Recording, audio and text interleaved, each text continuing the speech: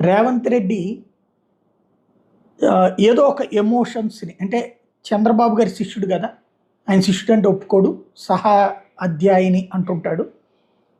తాజాగా ఒక సంచలనాత్మకది ఇక్కడ చంద్రబాబు గారు ఏం చెప్తున్నారు, P4 అనే పథకం తీసుకొచ్చేసి 20 లక్షల మందిని కోటీశ్వరులను చేస్తాను, లక్షాధికారులను చేస్తాను అని చెప్తున్నారు.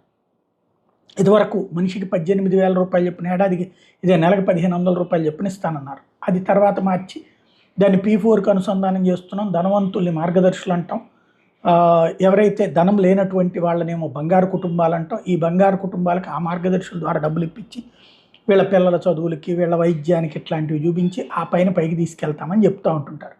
అయితే ఇప్పుడు తాజాగా జరుగుతున్నటువంటి ప్రక్రియలోకి వచ్చేటప్పటికి ఏదైతే 1,00,00,000 మందిని రేవంత్ రెడ్డి గారు రాబోయే 10 ఏళ్లలో 1,00,00,000 మంది మహిళల్ని